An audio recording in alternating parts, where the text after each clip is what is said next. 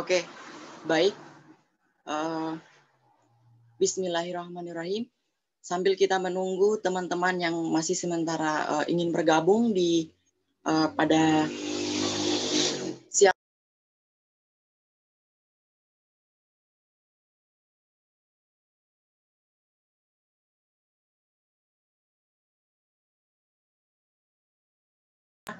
Dari Universitas Tompo Tikaluwu, Kabupaten Banggai. Saya merupakan mahasiswa dari Fakultas Ilmu Pendidikan dan Keguruan dan Ilmu Pendidikan, Prodi Pendidikan Matematika. Sampai saat ini saya sudah sementara menyusun skripsi. Baik, sebelum saya memberikan kesempatan untuk pemateri membawakan materinya tentang workshop penulisan artikel jurnal, alangkah baiknya saya akan membacakan CV dari Bapak yang terhormat Dr. Ismail Suwardi WK, PhD.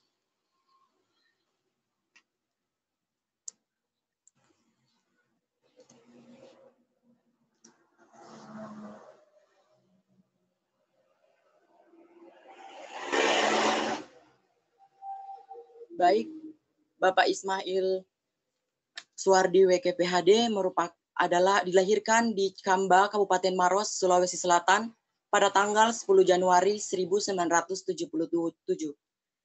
Menghabiskan masa kanak-kanaknya di Kamba sampai menamatkan pendidikan sekolah dasar Impres nomor 4 Tobonggae di Balai Kamba tahun 1989. Selanjutnya, secara bersamaan, ia menyelesaikan pendidikan Madrasah Sanawiyah, Pesantren IMMIM, dan Sekolah Menengah Pertama Pesantren IMMIM pada tahun 1992. Ia juga menyelesaikan pendidikan Sekolah Menengah Atas Pesantren IMMIM dalam jurusan Ilmu Pendidikan Sosial yang ketika itu diistilahkan A3.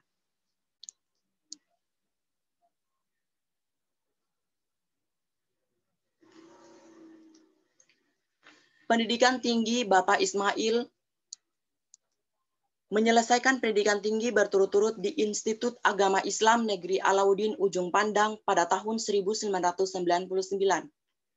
Sekolah Tinggi Agama Islam Negeri Malang pada tahun 2002 dan terakhir di Universitas Kebangsaan Malaysia pada tahun 2009. Semuanya dalam jurusan pendidikan bahasa Arab.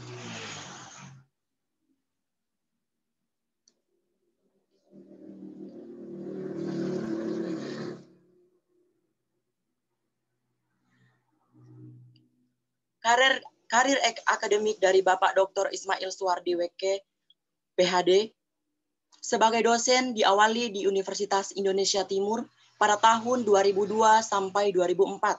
Selain itu, ia juga mengajar di Akademi Pariwisata Fajar pada tahun 2003 dan 2004.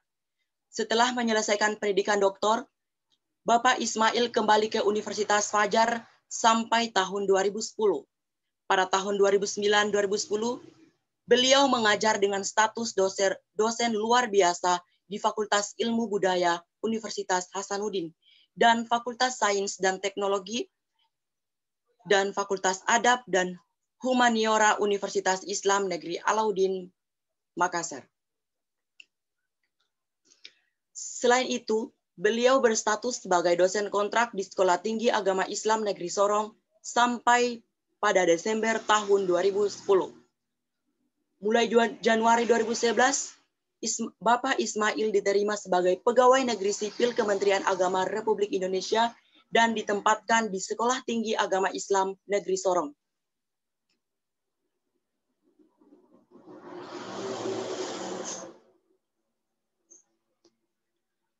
Kolaborasi Bapak Ismail WK juga mendapatkan amanah sebagai Wakil Ketua Majelis Sinergi Kalam atau Masika, Ikatan Cendekiawan Muslim se-Indonesia ICMI untuk periode 2015-2020.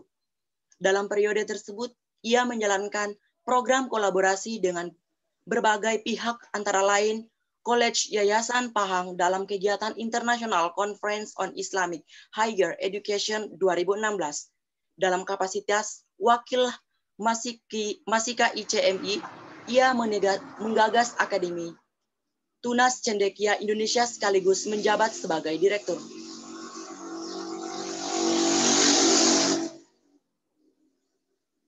Untuk pengembangan kompetensi di tingkat wilayah Asia Tenggara, beliau bergabung dalam ASEAN Comparative Education Research Network (ASEAN) yang bersekretariat di Universitas Kebangsaan Malaysia sejak tahun 2015. Sekaligus turut dalam Scientific Commentary ASEAN dalam konferensi ASEAN di Universitas Kebangsaan Malaysia pada tahun 2015.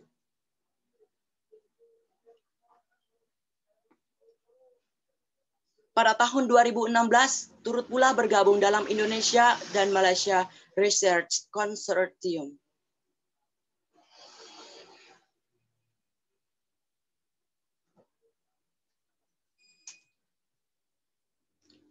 Sementara dalam beberapa konferensi lainnya, beliau pernah sebagai Scientific Committee antara lain International Student Conference on Islamic Studies di Manado pada tahun 2016 dan International Conference on Civic Education, kemudian Universitas Negeri Malang, Negeri Padang pada tahun 2016. Kemudian International Conference on Islamic Business Law Syariah Compliance, Universitas Airlangga, Surabaya tahun 2016. Bapak Ismail Weke juga pernah mendapatkan kesempatan untuk menjadi dosen tamu di beberapa perguruan tinggi, antara lain Far Eastern Federal University, Rusia tahun 2016, Hong Kong University, China 2013, Universidad de Macau, China 2014, Linköping University, Swedia 2015, University Sultan Zainal Abidin, Malaysia, tahun 2015. Yayasan Padang, Malaysia, sejak tahun 2015, Fakultas Tamadun Islami, University Teknologi Malaysia, tahun 2016, dan Dalat University, Vietnam, tahun 2017. Karya tulis yang sudah diterbitkan oleh Bapak Dr. Ismail Suwardi Weke, PhD, hingga tahun 2019, menuliskan 13 buku dan 131 artikel jurnal, dan 103 artikel jurnal proceeding. Minat kajian dan risetnya berkaitan dengan bahasa, pendidikan, agama Islam, dan kebudayaan. Beberapa di antara buku yang ditulisnya adalah sebagai 1, Islam, kondensiaan dan postmodernitas, gagasan pembaruan pemikiran gelombang kedua Himpunan Mahasiswa Islam, Intelijensia Media 2017, Muhammad Sabri, Ismail Suwardi Weke, dan Muhammad Iksan, dan lain sebagainya.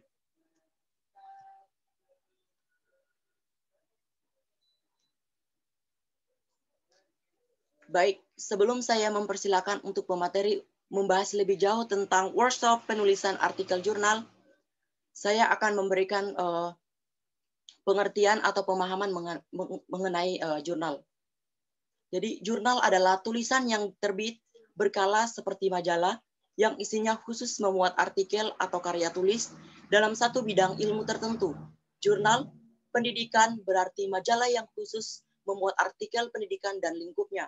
Dalam penulisan artikel jurnal, tidak ada aturan yang baku dan biasanya diterbitkan pedoman penulisan oleh penerbit jurnal agar dapat dimuat. Yang paling umum dari pedoman penulisan jurnal adalah naskah diketik dengan memperhatikan aturan penggunaan tanda baca dan ejaan yang dimuat dalam pedoman umum ejaan bahasa Indonesia yang disempurnakan dan belum pernah dimuat atau diterbitkan di media lain. Untuk isi artikel, termasuk struktur dan sistematika serta presentasi dari jumlah halaman mengacu pada pedoman penerbit jurnal. Baik, tidak perlu untuk menunggu lama lagi, saya akan mempersilakan pemateri workshop penulisan artikel jurnal kepada Bapak Dr. Ismail Suwardi Weke, PhD. Kepada Bapak dipersilakan. Bismillahirrahmanirrahim. Assalamualaikum warahmatullahi wabarakatuh. Waalaikumsalam. Terima kasih kepada Saudara Sukri, moderator kita pada sesi kedua workshop penulisan artikel pada pagi hari ini, sehingga nanti berakhirnya sampai 3 sesi.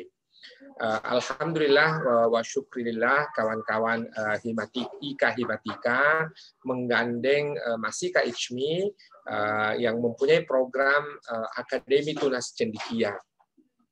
Akademi Tunas Cendekia ini menyasarkan program-program pada peneliti belia, begitu pula kepada young scholars, ilmuwan-ilmuwan muda, mahasiswa-mahasiswa yang punya hasrat, punya cita-cita untuk turut dalam aktivitas kecendekiaan ataupun keilmuan.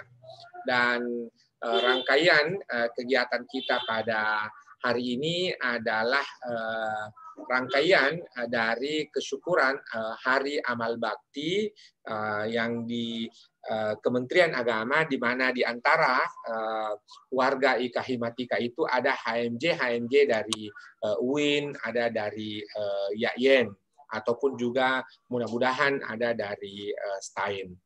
Dengan demikian, maka kesempatan kali ini di akhir pekan ini, di tengah-tengah waktu libur, kita manfaatkan untuk belajar bersama-sama. Saya akan mulai share screen satu presentasi saya terkait dengan bagaimana kita menyiapkan manuskrip artikel. Jadi dimulai dari bahagian awal sekali. Sebelum nanti saya kemudian akan mengundang saudara-saudari, adik-adik sekalian untuk turut menulis dalam jurnal yang kemudian akan diterbitkan bersama-sama dengan kita semua, IKA Himatika dan Masika Ichmi. Presentasi ini, slide ini, saya beri judul Strategi dan Teknik Menyiapkan Manuskrip Artikel Jurnal. Tadi juga sudah diantar pada sesi pertama oleh Bapak Profesor Dr. Khalilul Hadi terkait dengan menulis artikel jurnal itu. Lalu kemudian saya fokus pada strategi dan teknik menyiapkan manuskrip artikelnya. Slide ini saya susun bersama-sama dengan saudara Herianto, kolega saya, senior dari alumni pendidikan matematika UIN Alauddin. Sekarang beliau bertugas di STKIP Yapti Jeneponto. Saya lewati saja ini. Ini email saya, ini Instagram dan juga Facebook saya. Kalau Facebook sepertinya sudah mulai full, kalau Instagram silahkan di-add. Mudah-mudahan ada yang kita bisa pelajari bersama-sama sekaitan dengan pertemanan kita di Instagram, dan juga nanti rekaman ini juga akan saya unggah ke YouTube saya yang dengan alamat yang sama, yaitu Ismail Suwardi Weke. Saya mulai dari pesan Prof. Heru Susanto. Prof. Heru Susanto memberi pesan bahwa nevertheless, there is a better way than trying to write and submit the result of our research work to national or international journal. Jadi tidak ada cara yang terbaik kecuali dengan mensubmit atau mengirim artikel-artikel kita ke jurnal nasional ataupun internasional jurnal. Karena ketika kita mengirimnya, maka kita akan punya gambaran apakah diterima atau ditolak. Tetapi kalau kemudian kita tidak mengirimnya, maka kita tidak akan punya kesempatan untuk kemudian mendapatkan statusnya, apakah diterima atau ditolak. Maka adik-adik sekalian, jangan pernah khawatir soal penerimaan atau penolakan itu adalah hal yang sangat biasa.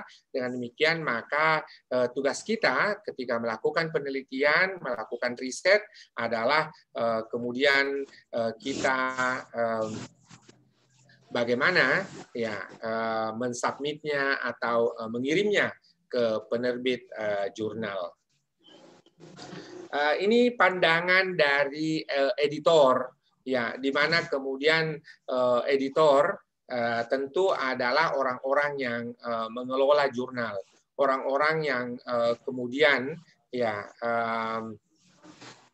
mereka lah yang mengelola dapur jurnal itu, menerima dari para penulis, kemudian mengirimkan ke reviewer, setelah mengirim ke reviewer, mengirim lagi ke penulis, setelah itu penyuntingan, editing, dan akhirnya terbit. Mudah-mudahan kita punya cukup waktu sampai pukul 12, nanti ada satu slide lagi terkait dengan proses penulisan proses penerbitan sebuah artikel. Tetapi pada bagian awal ini saya ingin mendiskusikan kepada kita terkait dengan strategi menyiapkan manuskrip.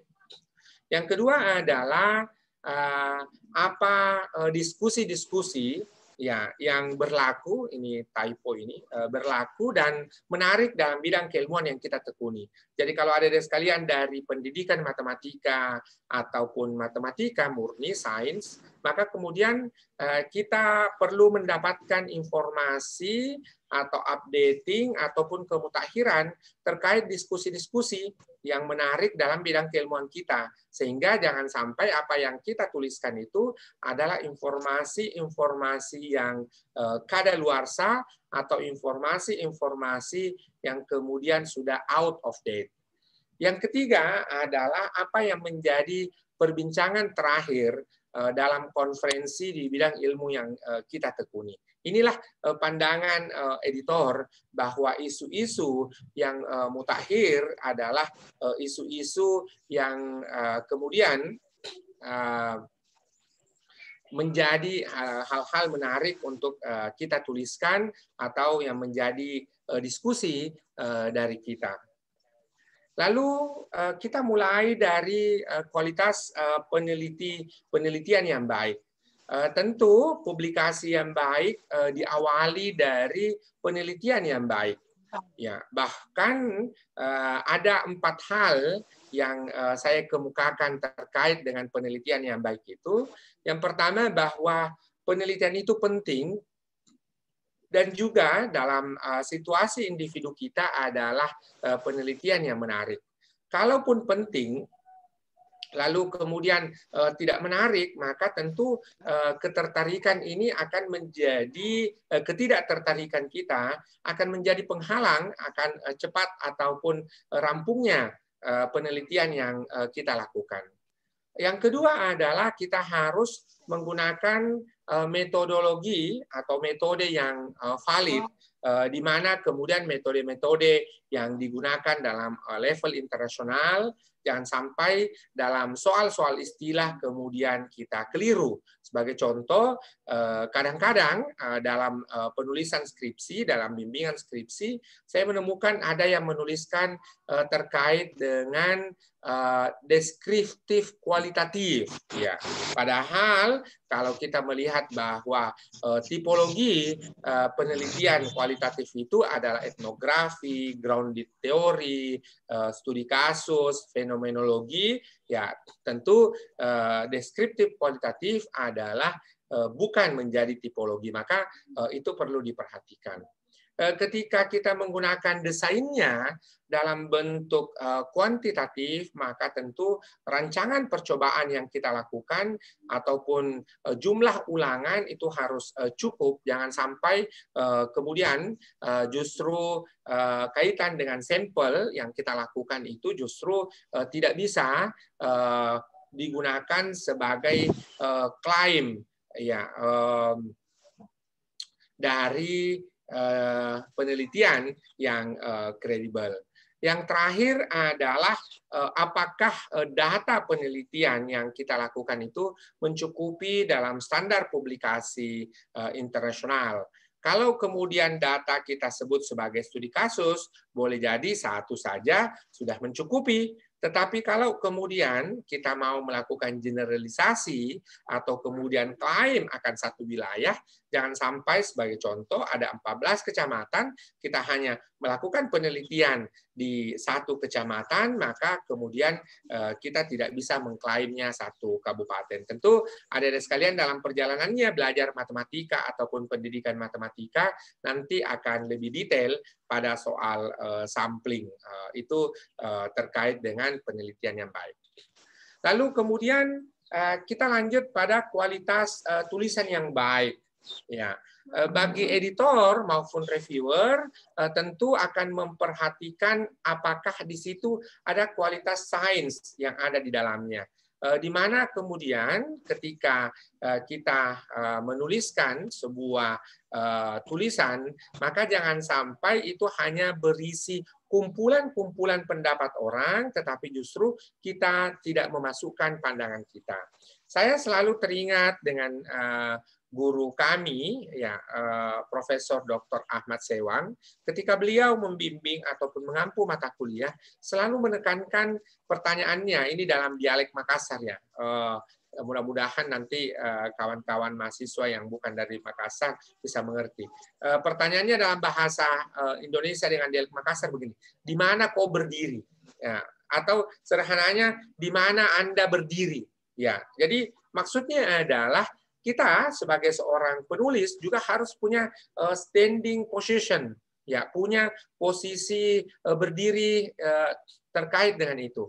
Dengan demikian, maka ketika kita merujuk atau mengumpulkan fakta atau mendiskusikan apa pandangan-pandangan orang lain, maka kemudian dari situ kita juga memberikan kontribusi apa yang menjadi pandangan kita. Yang ketiga adalah ketika artikel itu ditulis dalam bahasa asing, bahasa Inggris, bahasa Prancis, bahasa Arab, ataupun bahasa-bahasa asing lainnya, maka itu idealnya bisa dipahami ataupun kemudian bisa dimengerti oleh native speaker.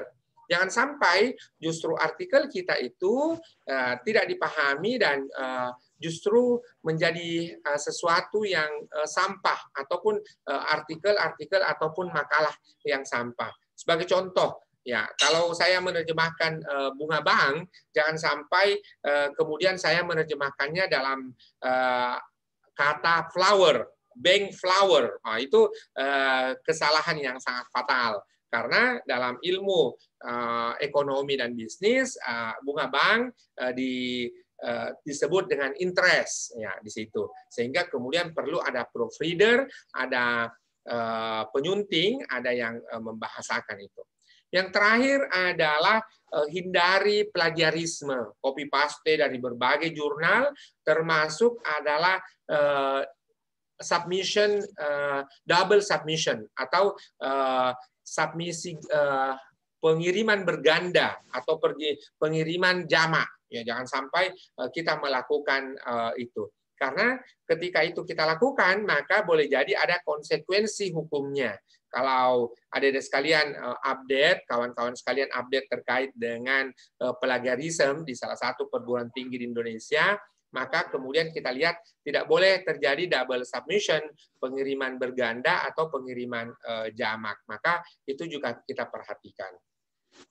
Saya lanjutkan, ada yang kita kenal, ya satu pepatah bahwa practice makes perfect, bahwa kita perlu berlatih terus-menerus dalam menulis paper, artikel, dengan banyak membaca, dengan banyak mengikuti diskusi-diskusi, berdialog, dan sebagainya, maka itu akan meningkatkan kemampuan kita dalam kaitan penulisan artikel. Dan usaha yang dilakukan oleh IKA Himatika pada kesempatan kali ini adalah merupakan salah satu cara kita bagaimana untuk memberikan latihan-latihan, memberikan pengalaman belajar kepada adik-adik sekalian terkait dengan menulis artikel jurnal.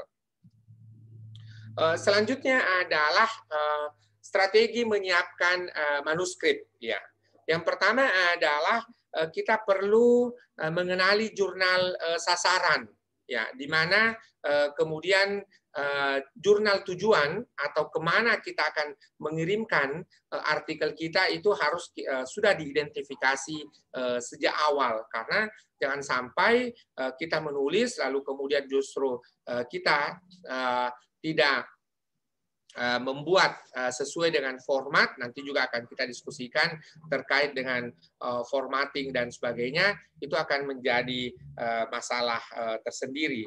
Maka apa yang dapat kita lakukan ya adalah sekaitan ya dengan itu kita sejak awal sudah mengidentifikasi kemana artikel kita, kemana tujuan artikel itu akan diterbitkan. Yang kedua ada komposisinya. Ya, komposisinya mulai paling tidak dari pendahuluan, lalu kemudian isi, penutup, daftar pustaka. Ya, ada juga komposisi yang lain, sistematikanya adalah IMRAT, Introduction, Method, Result, yang sudah dianalisis, atau End, Discussion, lalu ditambah dengan CAR, ya, Conclusion, Acknowledgement, and Reference. Lalu dalam bahagian itu juga ada state of the art, apa yang menjadi kebaruan, atau kemudian bagaimana kita memandang masalah ini ya dalam perspektif bukan juga benar-benar baru, tetapi ada added value, atau kemudian apa yang menjadi tambahan dari artikel kita. Jadi tidak boleh sama dengan yang lain, karena kalau sama dengan yang lain cukup kita membaca artikel yang sebelumnya, ya bukan artikel yang ada sekarang, karena kita perlu membuat sesuatu yang baru. Saudara-saudari sekalian, itu ringkasan awalnya. Saya ingin mengemukakan satu demi satu ya strategi menyiapkan manuskripnya. Ya, strategi yang pertama adalah tadi saya sudah kemukakan yang saya sebut dengan jurnal sasaran. Jadi artikel itu disiapkan untuk jurnal apa. Kita sudah mengidentifikasi jurnal sasaran, sebagaimana saya kemukakan tadi, bahwa di mana kita akan menerbitkan artikel kita. Yang kedua, setiap jurnal memiliki gaya selingkung atau disebut dengan in-house style yang berbeda-beda. Karena ini berbeda-beda, maka kemudian ya perlu kita ikuti apa yang menjadi author guidelines dari sebuah artikel itu. Selanjutnya adalah ini tentu ketika nanti Anda sudah menjadi peneliti, menjadi dosen, memerlukan publikasi-publikasi adalah coba dipertimbangkan untuk mengirim ke jurnal internasional. Karena boleh jadi usahanya sama saja, tetapi hasilnya yang akan berbeda. Oleh karena itu, dengan menulis di jurnal internasional akan memberikan bonus yang lebih besar berbanding menulis di jurnal nasional. Lalu, jikalau ada yang bertanya, kemana kita mengecek jurnal-jurnal yang menjadi tujuan? Ada dua di antaranya. Pertama adalah DOAJ, Directory Open Access Journal. Lalu kemudian ada Scimago JR. Ya, Scimago Journal Ranking. Ini dua di antara pangkalan data atau portal atau database yang dapat kita gunakan untuk mengecek jurnal-jurnal itu. Itu strategi yang pertama. Strategi yang kedua adalah ada komposisinya. Ya, komposisinya adalah kita menggunakan yang disebut dengan IMRAT ditambah CAR. Apa itu IMRAT? Yang pertama adalah introduction, ya. Lalu kemudian ada metode, ya. Jadi M-nya itu metode. Lalu kemudian ya R-nya itu result. ya, lalu D-nya itu discussion, imrat, ditambah kemudian conclusion, acknowledgement, and reference. Nanti ya saya akan uraikan bahagian-bahagian ini, namun saya loncat ke bahagian acknowledgement, ya, di mana kemudian ketika kita menulis, maka kita harus memberikan pernyataan terima kasih kepada orang-orang yang telah membantu secara langsung. Siapa-siapa yang membantu secara langsung, ya, ini kemudian kita sampaikan terima kasih. Namun ya ketika kemudian ada orang yang tidak membantu secara langsung, tidak perlu kita tuliskan di situ, ya, seperti orang tua, keluarga, dan sebagainya, itu tempatnya dalam doa, ya. Tetapi kemudian ya ketika ada orang secara langsung membantu, maka kita sampaikan terima kasih kepada si A yang sudah membantu dalam proofread, si B sudah membantu menyunting. Tetapi orang-orang yang membantu dan kita berikan bayaran, ya, kita membayar orang-orang itu, maka tidak perlu kita sebutkan karena kita sudah membayarnya secara profesional. Ini perlu menjadi perhatian adik-adik sekalian, termasuk ada ketika Anda menulis skripsi, tidak perlu mengucapkan terima kasih kepada pacar, teman, kos, dan sebagainya, karena jangan sampai kemudian lain yang Anda sampaikan terima kasih, lain yang Anda nikahi di situ. Itu akan menjadi satu masalah tersendiri di kemudian hari. Ya, itu strategi yang kedua. Strategi yang ketiga adalah state of the art. Tadi juga saya sudah kemukakan apa itu state of the art secara detailnya seperti ini. State of the art ini adalah menunjukkan apa yang telah dilakukan ilmuwan lain dalam kajian yang sama, dalam kajian serumpun, ya. Kemudian topik-topik apa saja yang dilakukan oleh penulis dalam topik ini. Jadi kita boleh melakukan self citation, ya, 1 atau 2 yang penting dan relevan di situ. Lalu kemudian setelah kita menyatakan tadi 1, 2, lalu apa perbedaan dengan semua kajian yang dilakukan sekarang. Itu kemudian perlu kita tegaskan sebagai usaha untuk memberikan perspektif bahwa inilah yang saya kemukakan dalam artikel sekarang ini. Saya lanjutkan dengan strategi yang keempat. Yang keempat ini adalah kita harus nyatakan novelty ataupun kebaruan, ya. Jadi tadi saya kemukakan salah satu ciri sebuah artikel adalah di mana ada kebaruan, ya, yaitu memberikan kontribusi bagi kemajuan sains. Karena kalau sama saja apa yang sudah dituliskan oleh orang lain, maka kemudian ya kita cukup membaca apa yang sudah ada tersebut, tidak perlu ada lagi sesuatu yang baru. Lalu kaitan dengan temuan, ya kita harus sampaikan dalam hasil, tadi ada R, ada result, itu dituliskan di situ. Lalu tentu ada keterbatasan temuan kita, maka itu juga dikemukakan, dan kalaulah ada temuan-temuan yang kita dapatkan dan belum terjawab secara komprehensif dalam artikel yang sementara kita tulis atau yang kita publikasikan itu, maka kita rekomendasikan penulis yang lain. Ya, ini terkait dengan mengecek temuan itu. Ya, saya lanjutkan ke strategi yang kelima.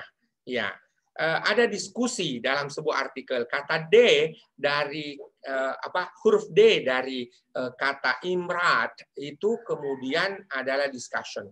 Ketika itu diskusi, maka pertama adalah apa temuannya. Temuan utama dari artikel itu tentu adalah jawaban dari pertanyaan penelitian yang kita kemukakan. Yang kedua adalah kita bandingkan, ya, antara apa yang kita temukan, ya, sekarang ini dengan temuan-temuan ilmuwan lain yang sudah terpublikasi, ya, baik publikasi dalam bentuk buku, publikasi dalam bentuk artikel, publikasi dalam bentuk skripsi, tesis maupun disertasi.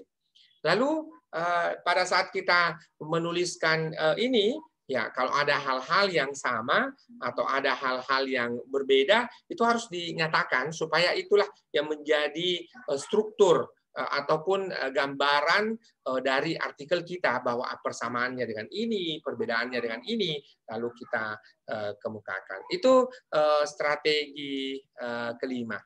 Saya lanjutkan dengan strategi keenam, di mana adalah rujukannya harus ditemukan dalam jaringan atau online. Ya, jangan sampai referensi itu kemudian justru masih dalam bentuk tercetak saja, dan ketika tercetak saja maka akan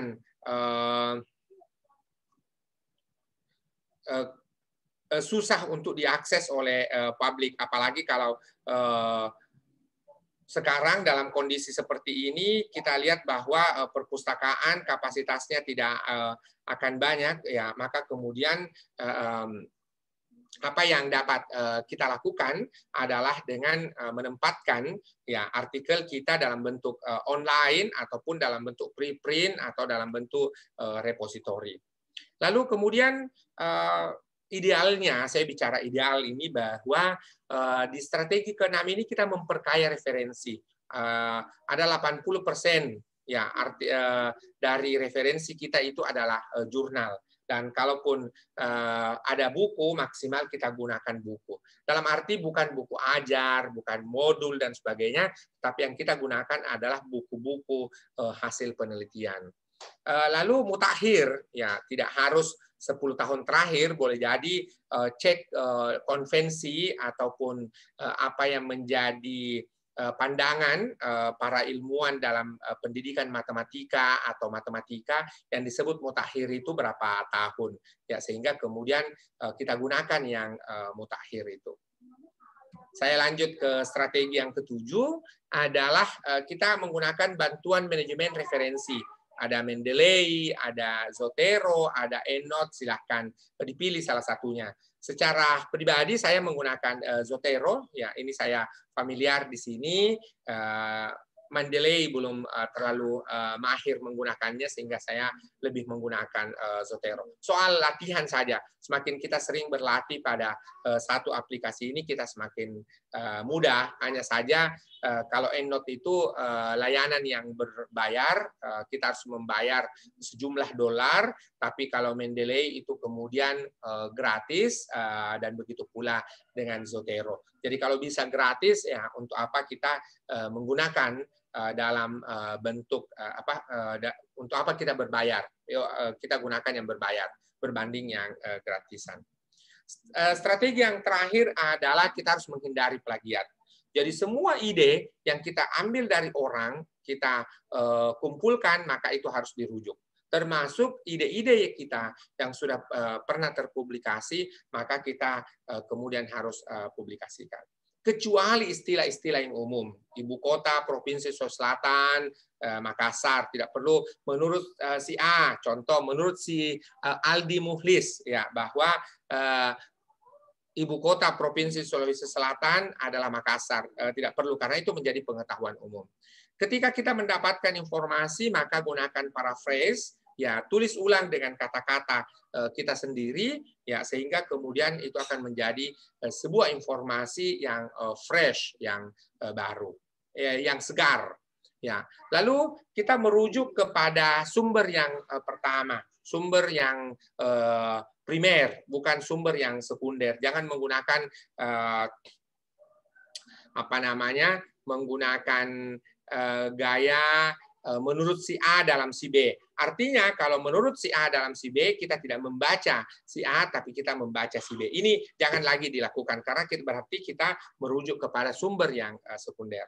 Yang terakhir adalah tutup buku, lalu kemudian mulai menulis, ya, tidak perlu buka buku saat mengetik, jangan sampai ini akan terjadi godaan untuk melakukan plagiat. Ini beberapa referensi yang bisa nanti dibaca. Saya akan share ke Sekjen IKA Himatika. Setelah saya edit-edit, ini ada beberapa typo, ada beberapa hal yang kurang. Ya, sebelum saya lanjut ya kepada slide berikutnya, saudara-saudari, saya stop dulu untuk sementara di situ. Kalau ada pertanyaan, ada hal-hal yang perlu dikonfirmasi, mungkin kita boleh diskusi sekaligus supaya kemudian ada yang mau ambil air minum, ada yang kemudian karena kita sudah hampir 1 jam ini sesi kedua ini menatap gadget ataupun menatap layar monitor supaya kita bisa memandang yang lain. Untuk sementara saya kembalikan ke moderator. Ya, kalau ada pertanyaan sebelum saya lanjut kembali, boleh nanti open mic, boleh juga chat box dan seterusnya. Silahkan. Terima kasih. Baik. Baik. Terima kasih kepada Bapak Dr. Ismail Suwardi, WK PhD. Baik, langsung saja saya persilakan kepada peserta atau teman-teman yang ingin menanyakan terkait materi yang telah disampaikan oleh Bapak Ismail. Silakan langsung aktifkan mikrofonnya, perkenalkan nama dan nama universitasnya. Dipersilakan. Assalamualaikum warahmatullahi wabarakatuh. Waalaikumsalam warahmatullahi wabarakatuh. Nama saya Muhammad Sotik Wahyudi dari IAIN Tulungagung, Jawa Timur. Izin bertanya, Bapak. Dari yang sudah saya pelajari bahwa metode penelitian itu ada kualitatif, kuantitatif, kemudian ada campuran sama R&D juga. Nah, tadi dibahas mengenai novelty atau keterbaruan. Nah, yang ingin saya tanyakan, apakah keterbaruan itu bisa muncul kalau kita menggunakan metode R&D saja, Pak? Sedangkan yang saya pahami, kalau menggunakan kualitatif atau kuantitatif itu yang saya rasakan kuantitatif ya, Pak. Itu kan seperti membuktikan sebuah hipotesis saja, Pak. Nah, itu seperti tidak ada sesuatu yang baru menurut saya. Atau mungkin ilmu saya saja masih belum tahu metode kuantitatif ini tingkat seperti keseruannya atau pamungkasnya itu di mana. Soalnya saya lihat itu yang seru itu kalau R&D. Karena kalau R&D itu selalu memunculkan suatu produk yang nanti ada yang diuji coba atau ada yang belum diuji coba, tapi selalu memunculkan sesuatu yang baru. Nah, yang ingin saya tanyakan terkait novelty atau keterbaruan tadi itu apakah hanya bisa muncul ketika kita menggunakan R&D? Matur nuwun, Pak. Terima kasih. Oke, baik. Terima kasih kepada Bapak M. Sodik Wahyudi. Kepada Bapak Ismail dipersilakan untuk menjawab pertanyaannya.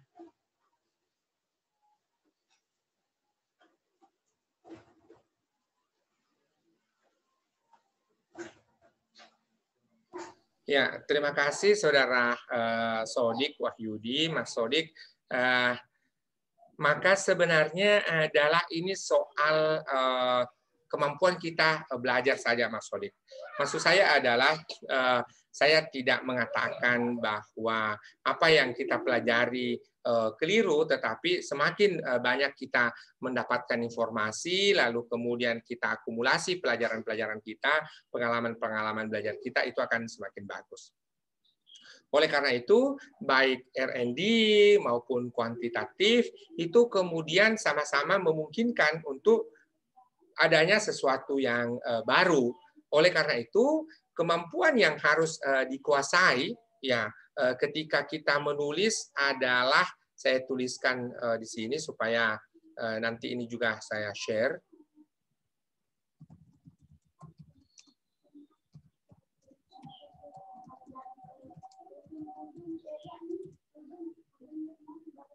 Ya, di mana keterampilan literatur review. Kita menguasai artikel-artikel ataupun pustaka-pustaka yang sudah diterbitkan sekaitan dengan itu. Jadi kita harus membaca secara ekstensif, harus membaca secara komprehensif, dan kitalah yang mengetahui persis seperti apa dalam konteks keilmuan kita. Itulah kenapa atau menjadi sebuah penjelasan bahwa seorang mahasiswa, seorang peneliti, seorang dosen, seorang guru itu kemudian wajib untuk membaca secara komprehensif supaya kemudian bisa menggambarkan apa piramida keilmuan yang sementara ditekuninya. Kembali ke soal R&D, boleh jadi adalah research and development kalau belum ada yang melakukan itu. Ya, sebagai contoh, bagaimana efektivitas penggunaan PowerPoint dalam pembelajaran. Ya, lalu kemudian kita cari, oh ternyata belum ada. Maka kemudian ya, kita lakukan research and development di situ. Atau boleh jadi adalah kita melakukan tindakan kelas, ya, terutama yang berasal dari pendidikan matematika ini ada dari UIN, YAIN maupun STAIN ya, dari pendidikan matematika atau tadris matematika, di mana kemudian R&D tadi penelitian tindakan kelas, classroom action research adalah merupakan jawaban ya dari diagnosa kita, kondisi kelas kita. Supaya kemudian ketika terjadi masalah atau diagnosa di kelas yang lain pada kondisi yang sama, maka mereka sudah bisa mendapatkan jawabannya ya terkait dengan itu. Dan kalau kita sudah mendapatkan jawaban, jangan lagi kita lakukan, tinggal menerapkan, tidak perlu melakukan tindakan kelas lagi. Berikutnya lagi adalah kuantitatif, betul sekali membuktikan hipotesis, namun jangan sampai hipotesis yang kita ajukan itu belum pernah diajukan oleh ilmuwan lain. Ya, kalau dalam fisika, ya kita mengenal ada teori gravitasi Newton.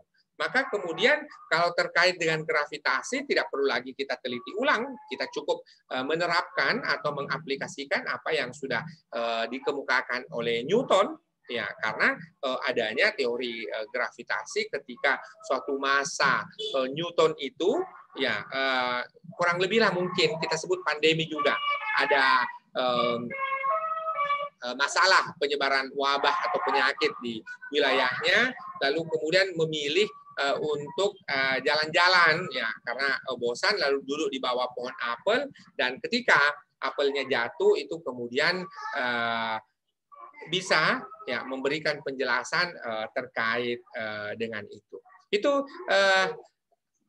terkait yang kuantitatif. Apakah hanya R&D saja yang bisa memberikan penjelasan tentang novelty?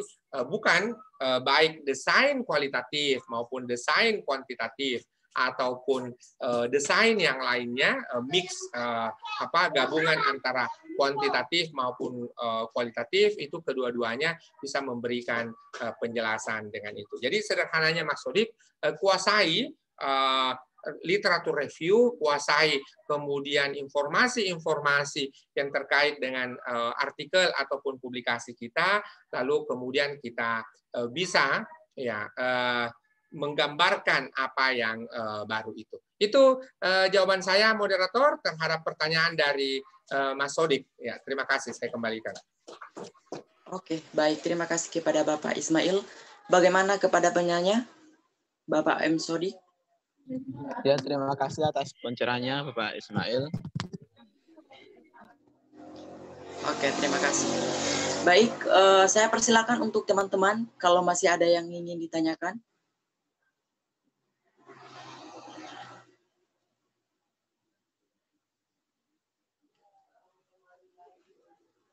Oke, baik. Selagi masih menunggu teman-teman lain, langkah baiknya saya yang akan bertanya kepada pemateri kita, Bapak Ismail. Jadi pertanyaan saya ini sedikit kepada yang terjadi di pribadi saya sendiri, yang mana saat ini saya juga sementara menyusun yang namanya skripsi sebagai tugas akhir saya. Saya juga mengambil skripsi penelitian R&D atau pengembangan. Nah, tadi sempat ada bahasa atau materi yang dibawakan tentang menghindari yang namanya plagiat. Nah, di sini saya ingin menanyakan, kemarin saya itu sudah menyusun sampai di bab 4. Nah, setelah dosen saya mengecek namanya plagiat, plagiatnya saya itu sekitar 47%. Nah, sementara untuk bisa naik ujian untuk skripsi itu batasnya 30%. Nah, saya sedikit heran dengan yang namanya plagiat. Karena begini, di beberapa kali saya melakukan penyusunan dari bab 1 sampai bab 4, saya tidak pernah yang namanya mengcopy paste dari skripsi ataupun artikel yang pemikiran dari orang lain, terkecuali ya pendapat para ahli begitu. Nah, bagaimana caranya Pak? Mohon pencerahannya atau ilmunya agar bisa paling tidak saya bisa membuat sebuah apa ya di skripsi saya bisa mencapai 30%. Begitu Pak. Oke, terima kasih Sukri. Begini, ketika Anda menggunakan Turnitin, ya, maka boleh jadi adalah karena Sukri itu mengutip pandangan pakar 6 kata berturut-turut. Jadi sederhananya seperti yang saya kemukakan tadi, kita harus melakukan parafrase. Jadi ketika sebuah informasi didapatkan oleh Sukri, lalu mau digunakan, maka jangan gunakan 5 kata berturut-turut. Sebaliknya adalah boleh jadi 2, 3, 4 saja. Jadi menurut si A begini, menurut si B begini. Tetapi ya itu juga kita harus memberikan pandangan kita terkait dengan tadi saya kemukakan harus ada apa namanya? Harus ada standing position kita, ya, di mana kemudian kita harus mengemukakan apa yang menjadi ya pandangan kita. Yang kedua adalah supaya tidak terjadi plagiat Sukri, Anda harus mengemukakan rujukannya. Jadi walaupun ya kita sudah menuliskan di situ, maka kemudian rujukannya baik dalam batang tubuh artikel maupun dalam daftar pustaka, ya maka itu harus dilakukan. Lalu setelah selesai usaha terbaik kita lakukan, memang tadi kita harus mendapatkan bantuan dari Turnitin atau plagiarism checker atau apapun nama aplikasinya, karena Turnitin ini hanyalah salah satu merek, lalu kemudian kita tuliskan. Yang terakhir adalah kita mulai menyamakan persepsi. Maksud saya menyamakan persepsi begini. Boleh jadi 47% kesamaan yang ada tadi yang dibuat oleh Sukri itu karena tadi terlalu banyak kutipan langsung. Maka hindari kutipan langsung, ya, karena kalau ada kutipan langsung maka disebut dengan kesamaan. Boleh jadi bukan plagiat, tetapi kesamaan, similarities. Jadi Turnitin itu ketika mengecek itu menggunakan istilah kesamaan ataupun similarities dengan artikel-artikel lain. Ya, sebagai contoh, kalau saya menulis artikel ini bertujuan untuk menganalisis ya aritmatika, maka itu sudah boleh jadi disebut dengan kesamaan. Tetapi kalau kemudian memang itu adalah kalimat yang standar, kata yang standar, maka tidak ada masalah sama dan similarities secara 100%. Itu mungkin dari saya. Tetapi boleh jadi dari aktivitas kita hari ini terkait dengan menulis artikel, maka boleh jadi nanti coba kita diskusikan apa yang menjadi keperluan para mahasiswa. Kalau keperluan mahasiswa itu adalah bagaimana menulis skripsi, maka boleh jadi IKA Himatika perlu membuat kelas menulis skripsi, ya mungkin berapa pertemuan terkait khusus dengan skripsi. Kalau kemudian kita perlu mendiskusikan khusus terkait dengan plagiat, maka kemudian perlu ada sesi khusus terkait dengan plagiat dan seterusnya. Karena boleh jadi 3 sesi kita hari ini lebih kepada bagaimana menulis artikel jurnal, bagaimana kemudian melakukan publikasi, bagaimana kemudian mengidentifikasi topik, dan nanti juga Anda boleh cek videonya di YouTube saya, ada seri short course menulis artikel jurnal, penulisan artikel jurnal. Maka itu ada 15 sesi di situ, Anda boleh lihat di sela-sela waktu Anda, di sela-sela waktu senggang Anda boleh lihat. Atau juga ada satu playlist yang di YouTube saya itu adalah writing camp, ya, for academic writing. Jadi ada 3 hari kita lakukan camp terkait dengan penulisan itu, sehingga kemudian Anda boleh melihat rekaman videonya. Ya, selama 3 hari itu ada 1, 2, 3, ada 9 sesi. Ya, selama 3 hari itu ya yang memungkinkan untuk kemudian Anda simak kembali. Jadi sekarang ini pandemi memberikan kesempatan bagi kita untuk belajar mandiri, personal learning, belajar mandiri, sehingga boleh jadi dari kegiatan kita hari ini adalah fokus pada menulis artikel jurnal. Nanti pada kesempatan-kesempatan yang lain kita boleh mendiskusikan lebih detail terkait skripsi maupun terkait dengan plagiarisme ataupun paraphrase. Itu jawaban saya, Supri. Terima kasih.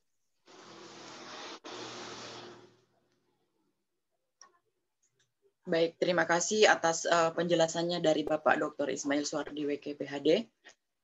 Saya sangat berterima kasih mendapatkan ilmu yang sangat berharga pada hari ini. Mungkin pada penyusunan nanti saya akan terapkan apa yang telah dijelaskan dari Bapak Dr. Ismail Suwardi. Oke, selanjutnya saya ingin bertanya kepada Bapak Dr. Suwardi, Bapak Dr. Ismail, apakah ada materi lagi yang ingin mau disampaikan? Kalau pertanyaan, silahkan. Kalau tidak, saya lanjutkan slide berikutnya. Oke. Mungkin kita cukupkan 2 pertanyaan saja dulu. Kita lanjutkan untuk materi selanjutnya, biar kita kondusifkan waktu yang masih tersedia. Nanti bisa sekalian mereka bertanya di slide yang berikutnya setelah dijelaskan. Oke, terima kasih moderator. Saya share screen kembali. Kalau tadi saya mendiskusikan bagaimana strategi menulis artikel, strategi menyiapkan manuskrip artikel, maka slide berikut ini adalah mendiskusikan ya terkait dengan proses ya penerbitan artikel. Setelah ini kemudian saya akan memberikan satu link jurnal yang nanti saya mengundang saudara-saudari sekalian untuk menulis bersama di jurnal ini. Ya, ini adalah gambaran proses penerbitan artikel jurnal. Saya tulis bersama dengan kolega saya, saudara Herianto. Ya, ini diterbitkan oleh Jurnal Mistar. Ya, satu jurnal yang diterbitkan oleh komunitas insanakademis.id, alamat websitenya. Itu di slide Anda boleh lihat alamatnya. Nanti setelah selesai ini slide yang ringkas saja, maka nanti akan saya kemukakan, akan saya share screen juga websitenya. Pertama adalah langkah pertama kita cek pedoman penulisan artikelnya. Ya, jadi setelah kita cek pedoman penulisan, maka kita sudah menulis artikelnya. Selesai tahapan pertama ini, kita lanjut ke tahapan yang kedua, yaitu kita lakukan revisi pertama.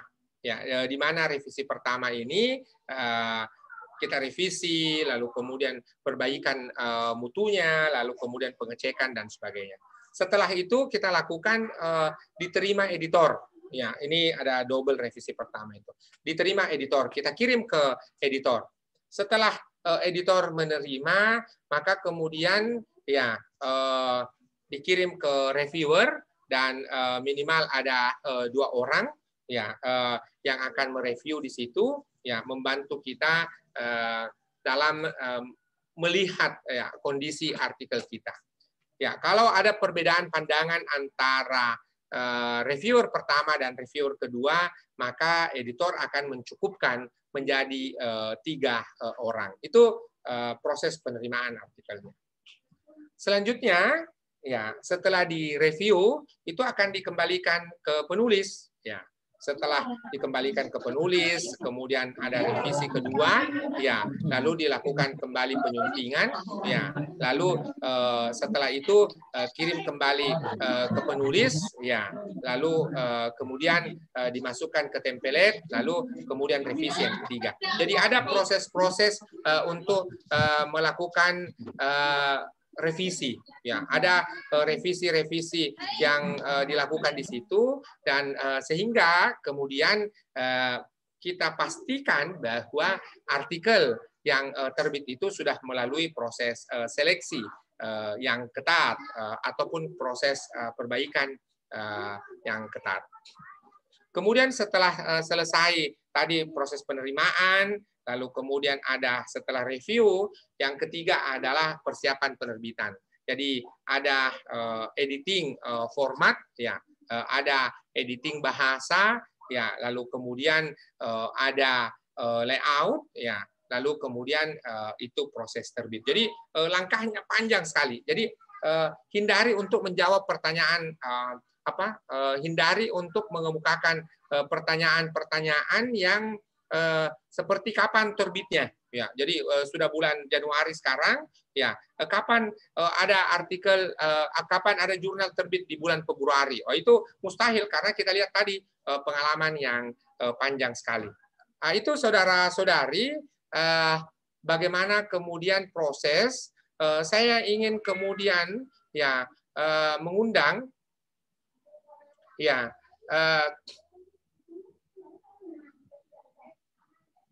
Anda untuk melihat ada 2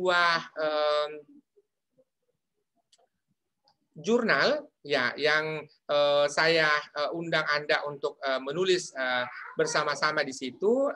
Alamat websitenya adalah, mudah-mudahan sudah terlihat di laptop maupun di gadget Anda. Alamatnya jurnal.insanakademis.id, ya. Di situ ada jurnal MISTAR, lalu kemudian ada MISTAR _2 jurnal pendidikan. Jadi ada 2 jurnal yang silahkan dicek. Ya, kalau kemudian yang menulis sains matematika murni, tapi kemudian dikaitkan dengan ilmu sosial, maka ini nama jurnalnya adalah jurnal MISTAR. Edisinya ini adalah terbit, ya, setiap Desember dan Juni. Jadi jurnal yang dikelola oleh Insan Akademis ini kemudian di 6 bulan sekali terbit, jadi dalam setahun 2 kali terbit. Dan Anda bisa lihat di sini ada sementara ini sudah tayang 4 artikel, ya, di jurnal MISTAR. Ada beberapa artikel yang lain yang akan menyusul. Setiap kali terbit itu ada 10 artikel. Jadi kita lihat di sini ada perencanaan strategi, ada solidaritas, ada strategi pelatihan debat, pandangan Muhammad Yusuf Kalla, dan seterusnya dan seterusnya. Jadi ini dari jurnal MISTAR. Yang kedua, saudara-saudari sekalian, saya ingin mengundang Anda untuk di MISTAR, jurnal pendidikan. Ya, kawan-kawan yang berasal dari pendidikan matematika, ini kemudian bagusnya akan masuk ke sini. Dan Anda lihat di sisi kanan monitor ataupun gadget Anda ada tulisan di bawah bendera-bendera, itu ada template. Ya, di situ kemudian Anda boleh download template-nya. Ya, Anda kemudian download lalu tuliskan seperti tadi menggunakan template. Jadi masing-masing jurnal punya template sendiri-sendiri, punya in-house style sendiri-sendiri. Kalau kemudian jurnal MISTAR ada di sisi kanan atas, itu ada tulisan template jurnal. Ya, sehingga kemudian Anda bisa menuliskan sejak awal. Tadi ingat slide saya yang pertama terkait dengan strategi menyiapkan manuskrip ataupun pedoman penulisannya ya terkait dengan itu. Itu dua jurnal yang Anda dapat menulis bersama supaya kemudian kalau ada di antara Anda ini yang punya ketertarikan untuk studi lanjut, maka boleh jadi ya harus punya publikasi ilmiah karena dalam proses Anda kemudian ya wawancara itu boleh jadi adalah ada pertanyaan ya apa yang menjadi karya Anda ya ketika kemudian menjadi mahasiswa. Jadi itu sekaitan dengan penulisan artikel. Ya, lalu kemudian ya setelah Anda menulis artikel, lalu kemudian kita juga sudah mendiskusikan terkait dengan proses penerbitan artikel, maka slide berikutnya saya akan kemukakan ya bagaimana ketika kita harus menyunting ya sebuah artikel ya di sini adalah pada proses akhir ya sebuah artikel itu kita harus sunting, jangan sampai ada yang masih perlu diperbaiki dan sebagainya sehingga itu kita perlukan ya. Jadi saya sebut dengan menyunting artikel jurnal. Proses menyunting artikel jurnal ini kita akan lihat bahwa akan ada 3 tahapannya. Ya, pertama adalah bird eye view, lalu kemudian greater care, lalu kemudian understanding. Ya, nanti pelan-pelan satu persatu terkait dengan ini akan saya kemukakan. Ya, pertama adalah bird eye view, ya, di mana kemudian ya kita memandang sebuah artikel seperti mata elang atau mata burung. Jadi hanya melihat secara sekilas. Ya. Pertama adalah lihat judulnya. Ini adalah penentu keseriusan ketika kita menulis. Sebuah judul itu adalah ringkas, padat, jelas, dan sesuai dengan tema. Ya. Lalu kemudian setelah itu, ya, di mana kemudian ya judul tadi kita perbaiki kalau ada hal-hal yang perbaiki, tapi kalau sudah bagus kita pertahankan ya. Lalu pada penulis ya, nama penulis di sini tidak ada gelar, jadi tidak perlu dituliskan Dr. Fulan umpamanya ya, tetapi cukup nama saja. Tidak ada status apakah student atau lecture dan sebagainya. Lalu kemudian nama lengkapnya ya, sebagai contoh Akmal Riswandi ya ditulis. Nah, kalau kemudian pakai Muhammad berarti Muhammad Akmal Riswandi. Jadi harus konsisten ya.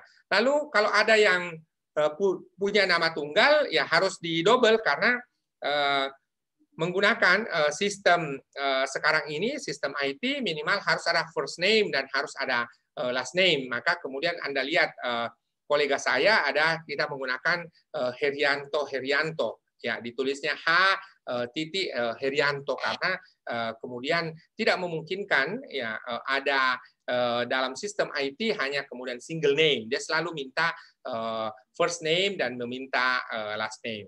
Itu penulisnya.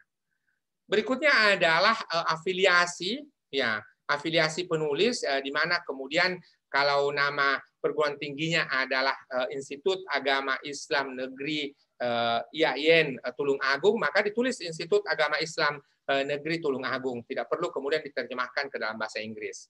Lalu perhatikan cara penulisan sesuai dengan template, lalu kemudian cara penulisan alamat yang jelas, ya. Lalu kemudian juga dalam istilah-istilah yang memang berbahasa Indonesia itu tidak perlu dipaksakan harus berbahasa Inggris. Ya, di samping itu adalah email yang Anda gunakan itu email yang resmi. Sebagai contoh, kalau kemudian emailnya adalah nama Anda adalah Sukri, contoh namanya Muhammad Sukri, maka kemudian ya itu ditulis M Sukri sebagai contoh atau musukri@gmail.com. Jangan ditulis karena pencinta ayam umpamanya ditulis Sukri ayam atau kemudian langit biru dan sebagainya. Jangan dibuat yang ala-alay. Nomor telepon juga resmi, jangan cantumkan nomor handphone Anda, jangan sampai Anda dapat telepon atau SMS dari atau terdapat penyalahgunaan nomor-nomor Anda, maka hindari menuliskan itu. Selanjutnya, lakukan penyuntingan abstrak. Ya, lihat isunya pada bagian abstrak itu, apa yang menjadi tujuan, apakah sudah ada. Ya, kalau eksperimental method, maka apa yang harus ada, termasuk di bagian hasilnya juga perlu dikemukakan, lalu kemudian pembahasan dan kesimpulan. Ini unsur-unsur yang perlu ada sekaitan dalam sebuah abstrak. Karena ketika ya itu kemudian tidak lengkap, maka boleh jadi itu adalah tidak sempurna sebagai sebuah publikasi. Ya, yang kedua ya adalah apa yang menjadi perhatian kita adalah selengkap mungkin. Jangan sampai isunya ada yang kurang, lalu kemudian ada pembahasan yang kurang, tetapi tetap dengan memperhatikan author guidelines. Jadi lagi-lagi prinsip utama dan pertama dalam penulisan artikel jurnal adalah perhatikan author guidelines. Lalu yang berikutnya tadi tahapan pertama, ini tahapan kedua adalah disebut dengan greater care. Ya, seperti kita mengasuh bayi. Ya, hati-hati sekali, pelan-pelan melihat secara keseluruhan.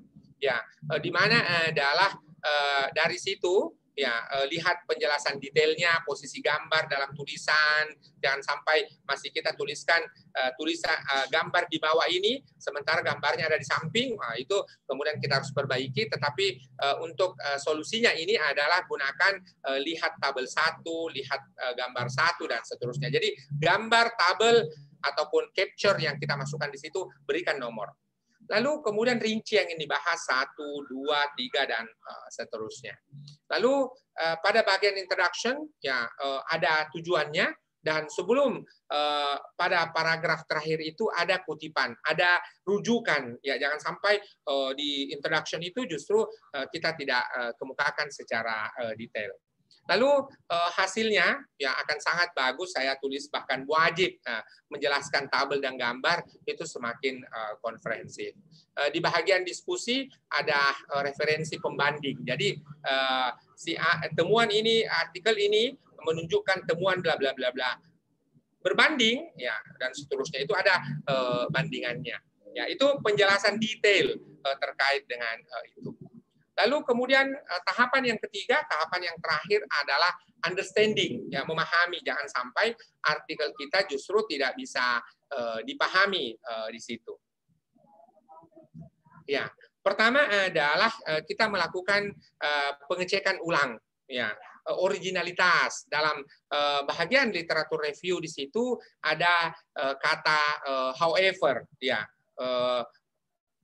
bagaimanapun, ya. Sehingga kemudian ya berarti ada originalitasnya di situ, ada state of the art-nya. Lalu kemudian wajib banyak referensinya.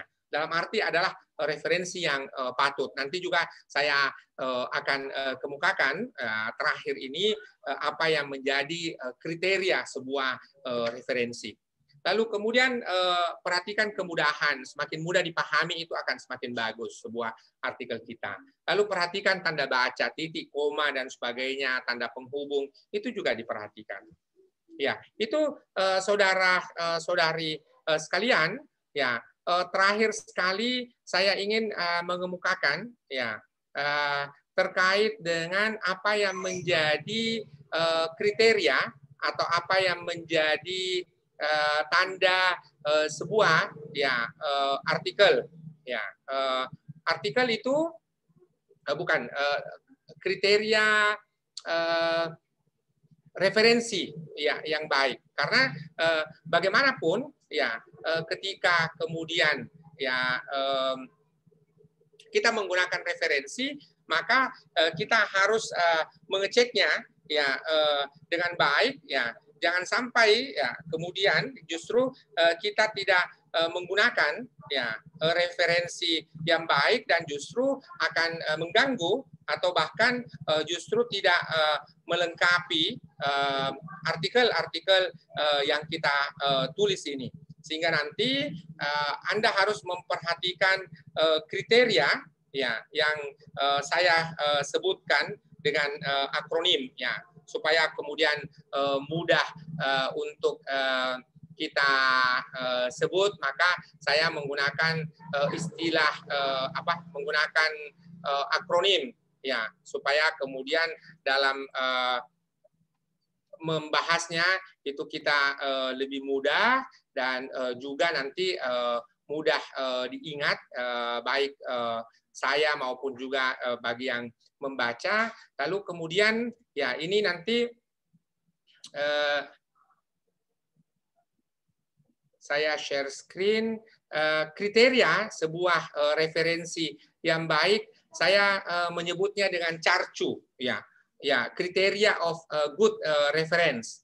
Apa itu CARCU itu adalah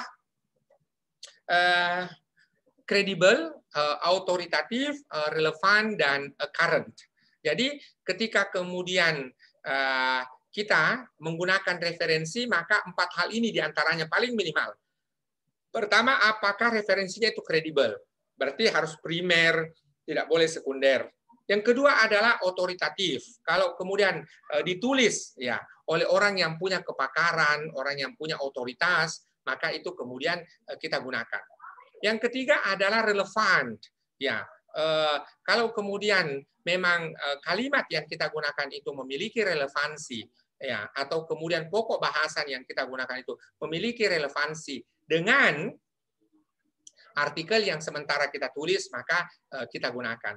Yang terakhir adalah current, ya, di mana kemudian ini harus mutakhir, ya, merupakan informasi-informasi yang terkini dari sini. Jadi ini saya kemudian sebutnya dengan CARCU ini supaya mudah untuk kita kenali.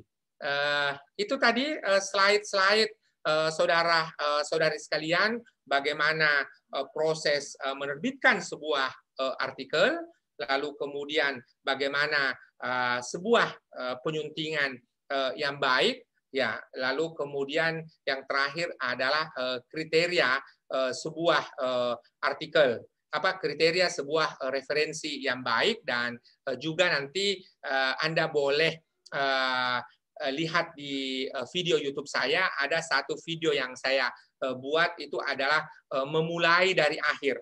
Maksud saya adalah di situ ya memang referensi itu adalah tempatnya di akhir, tetapi kita dari awal itu kemudian sudah mengenali ya terkait dengan referensi. Demikian saudara moderator, sekali lagi terima kasih saudara-saudari masih bergabung menyimak, baik yang menyimak melalui akun Zoom meeting kita pada siang hari ini, pagi hari ini menjelang siang, maupun yang mengikuti melalui streaming Facebook dan nantinya juga mengikuti melalui rekaman ini akan diunggah ke YouTube sehingga bisa menjadi bahan diskusi, pelajaran, dan ketika ada kekeliruan dari saya itu kemudian bisa dikoreksi bersama-sama karena itu akan memudahkan kita semua. Demikian moderator, untuk sementara saya kembalikan. Oke, baik. Ya, selanjutnya saya persilakan untuk teman-teman atau peserta yang masih berada di Zoom meeting untuk mempertanyakan terkait materi kedua yang telah, atau materi yang sebelumnya yang telah dibawakan oleh Bapak Dr. Ismail Suwardi, WK, PhD. Dipersilakan. Izin bertanya lagi, moderator boleh? Ya, silakan. Yang ingin saya tanyakan terkait penulisan atau ketika mau menulis artikel itu harus tadi disebutkan minimal 2 orang atau mungkin lebih. Nah, yang ingin saya tanyakan partner kita dalam menulis. Apakah partner dalam menulis, misalkan saya sendiri kan di sini posisi mahasiswa, sedang proses mengerjakan tesis. Ketika menggandeng dengan dosen saya yang sudah sering menulis artikel, itu apakah ada kemungkinan artikel lebih dipertimbangkan daripada saya mengajak teman saya yang sama-sama pemula dalam menulis? Apakah ada pertimbangan tersendiri atau sama saja, Pak? Ya, terima kasih. Oke, baik. Terima kasih. Langsung saja saya persilakan ke Bapak Dr. Ismail untuk menjawab pertanyaan dari Bapak M. Sodik. Silakan, Pak. Ya, Mas Sodik, yang saya maksudkan menulis itu boleh saja sebenarnya sendiri, boleh, tidak dilarang. Tetapi supaya memudahkan Anda menulis bersama-sama, maka ada rekan, ada partner, ada mitra, atau ada kolega yang memungkinkan Anda menulis. Yang kedua, apakah menulisnya bersama-sama dengan dosen atau bersama-sama dengan teman mahasiswa. Itu juga hal yang sangat sangat fleksibel, tidak ada aturan. Tetapi kalau Anda kemudian ya menulis bersama-sama dengan dosen, menulis dengan orang yang sudah ada pengalaman, maka boleh jadi Mas Sodik akan mendapatkan kesempatan untuk belajar bersama. Dengan demikian, apa yang ingin saya katakan, ya, di mana ketika Anda merasa nyaman, ya, menulisnya sendiri, maka tulis secara sendiri. Ya, kalau kemudian Anda merasa nyaman dan merasa cepat kalau menulisnya bersama dengan dosen, silahkan. Jadi menurut saya, Mas Sodik, Anda bebas untuk menentukan karena itu sangat fleksibel, di mana kemudian ya tidak diatur secara khusus. Yang ingin saya kemukakan ya bahwa di mana dalam hal ini apa yang ingin saya kemukakan kembali bahwa ini tentunya adalah cara personal kita masing-masing. Sebagai cara personal, maka pilihlah yang menurut Anda menyenangkan. Saya juga sesekali menulis sendiri, kadang-kadang menulis berdua, bertiga, dan sepanjang masing-masing memiliki kontribusi. Oleh karena itu adalah Mas Sodik, silakan kembalikan kepada kondisi Anda, di mana dalam hal ini Anda lebih familiar yang di mana, tetapi boleh jadi adalah apa yang saya kemukakan, kalau Anda menulis bersama dengan dosen atau bersama dengan orang yang lebih orang yang sudah punya pengalaman sebelumnya, maka ada proses transfer, ada proses pembelajaran bersama-sama di situ. Jadi silahkan, tidak kaku, tidak ada aturannya, tetapi kemudian disesuaikan dengan kondisi yang fleksibilitas kita masing-masing. Itu saudara moderator, jawaban saya atas pertanyaan saudara Sodik. Terima kasih. Ya, terima kasih Pak. Terus ini begini Pak, kalau yang saya tanyakan misalkan pengelola jurnal atau pengelola artikel itu ketika menerima artikel yang disubmit, itu apakah pihak pengelola jurnal melihat rekam jejak autornya atau tidak Pak kira-kira? Terima kasih.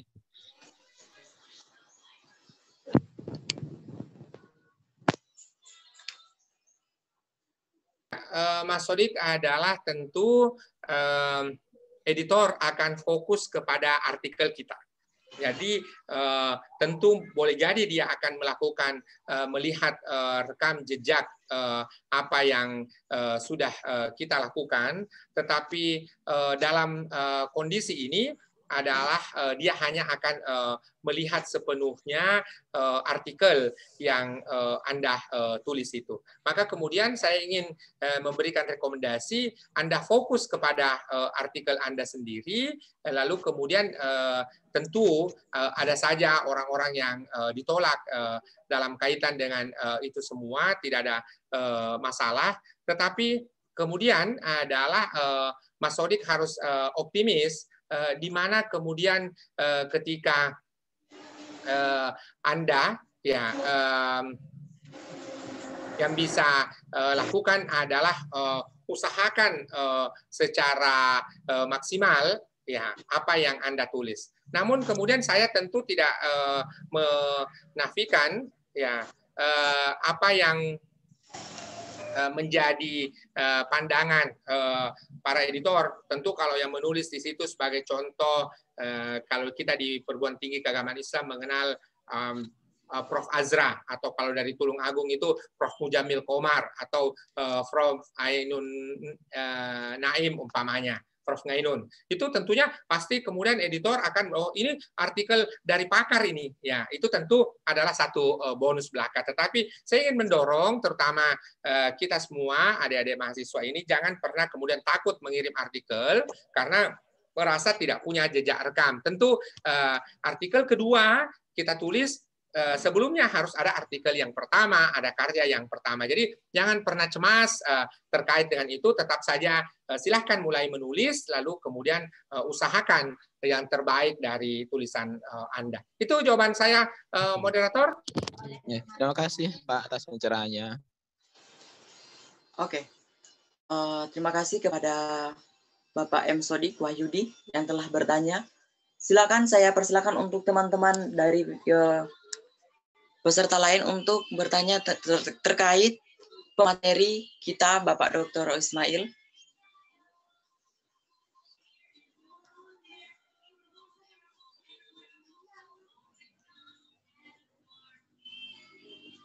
Oke, baik. Sambil menunggu mungkin ada dari teman-teman lain yang ingin bertanya.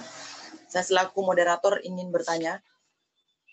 Tadi ada di slide yang kedua itu dijelaskan mengenai penyuntingan abstrak. Nah, saat ini saya juga sedang mengikuti sebuah kompetisi nasional, yaitu lomba karya tulis ilmiah, yang mana kita juga akan dimintakan yang namanya seleksi abstrak. Nah, saya ingin meminta petunjuknya, apakah dalam pembuatan abstrak, adakah teknik yang bisa membuat sebuah abstrak itu menjadi abstrak yang baik dan benar?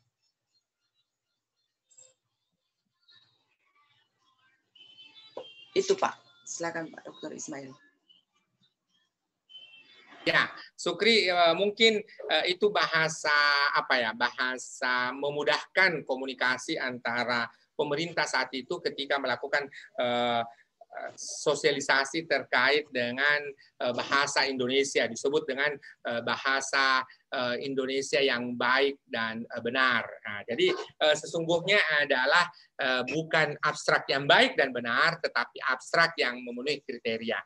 Tadi saya kemukakan bahwa paling tidak ketika kita menulis abstrak itu ada isunya, ada tujuannya, ada metode, ada hasil, ada pembahasan, dan ikuti pedoman penulisannya. Jadi kalau lomba karya tulis ilmiahnya berapa kata, ya abstrak itu kan singkat, berapa kata, 100 kata, 150 dan seterusnya, ikuti. Jadi sepenuhnya adalah Saudara Sukri ikuti saja panduan yang diterbitkan oleh panitia, ya, sehingga kemudian nanti itu kemudian Anda ikuti sepenuhnya. Itulah yang disebut dengan abstrak yang baik dan benar. Demikian dari saya.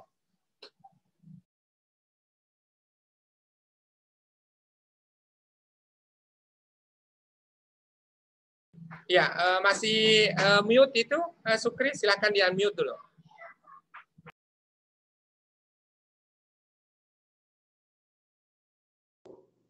Oke, mohon maaf. Ya, terima kasih atas penjelasannya. Saya persilakan untuk teman-teman untuk bertanya kepada Bapak Dr. Ismail terkait materi yang ada di slide pertama maupun yang ada di materi di slide yang kedua.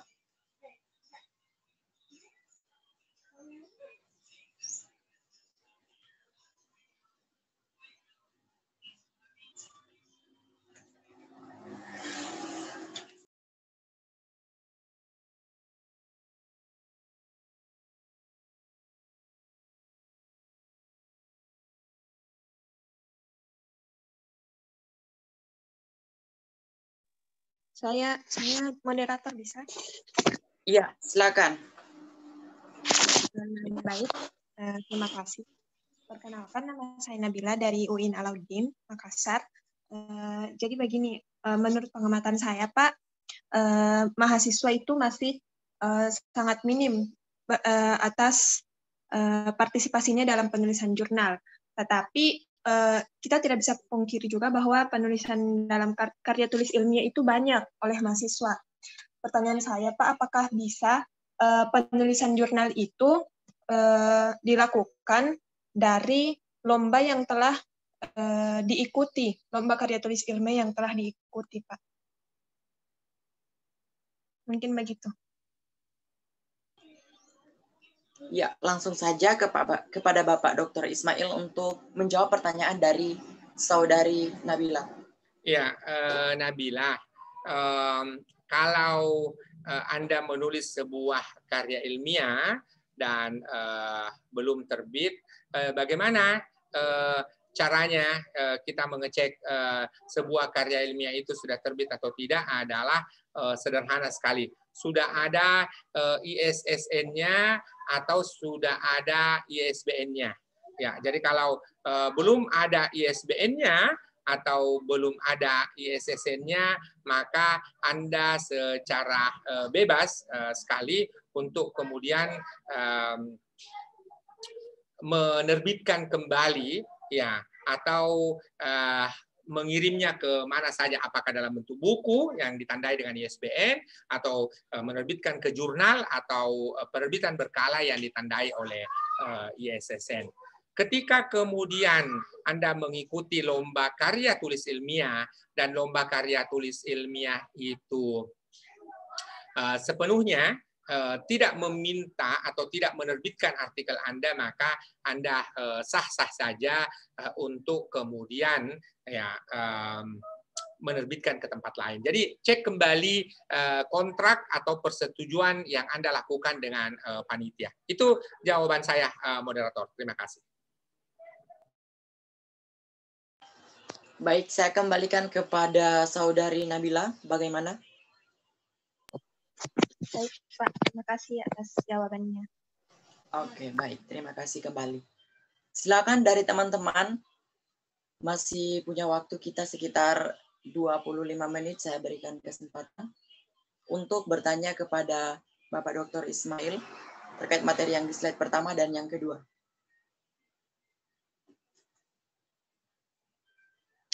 Ya, tidak apa-apa, moderator. Kalau memang belum ada yang bertanya, nanti cukupkan di pukul 12 ini. Nanti kawan-kawan boleh mengetikkan pertanyaan atau ada hal-hal yang mungkin kita bisa diskusikan. Nanti Anda boleh teruskan ke saya. Saya email saya ketikkan di chat box. Ya, itu. Anda boleh kirim kalau ada pertanyaan dari kawan-kawan sekalian. Mungkin karena sejak tadi pagi ya, pukul 8 sudah pada melihat monitor, gadget, dan sebagainya. Saya kira kita boleh cukupkan di pukul 12 ini. Itu dari saya. Mohon maaf atas segala kekurangan. Sebuah kehormatan bagi saya, adik-adik sekalian, bisa sharing dengan Anda semua terkait dengan penulisan artikel jurnal, dan ini adalah satu kolaborasi antara Majelis Sinergi Kalam Ikatan Cendekiawan Muslim se-Indonesia melalui program Akademi Tunas Cendekia, ya, dan ini rangkaian dari Hari Amal Bakti. Kita lakukan ada kuliah tamu bersama Prof. Aisyah Buang dari Universiti Kebangsaan Malaysia, lalu kemudian ada juga diskusi panel yang berlangsung hari Kamis kemarin, lalu kemudian ada bedah buku bersama Prof. Amin Abdullah, lalu hari ini kita bersama-sama dalam kegiatan menulis workshop, menulis artikel jurnal. Itu dari saya, mohon maaf sekali lagi atas segala kekurangan. Nanti slide yang saya sampaikan ini setelah saya edit kembali karena ada beberapa yang typo, saya kirimkan ke Saudara Irwan, Saudara Sekjen IKA Himatika untuk dapat diteruskan kepada saudara-saudari sekalian. Billahi taufiq wal hidayah. Wassalamualaikum warahmatullahi wabarakatuh. Waalaikumsalam warahmatullahi wabarakatuh. Oke, baik, terima kasih. Ya, baik, terima kasih kepada Bapak Dr. Ismail Suwardi WK PhD yang telah membawakan materi pertama dan yang kedua sampai pada pukul 12.08 waktu Indonesia Tengah. Baik, saya sampaikan kepada teman-teman semuanya, untuk sesi yang ketiga kita akan lanjutkan pada pukul 12.30 waktu Indonesia Barat atau 13.30 waktu Indonesia Tengah atau 14.30 waktu Indonesia Timur.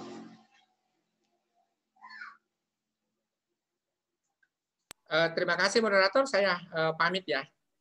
Ya, silakan Pak. Ya.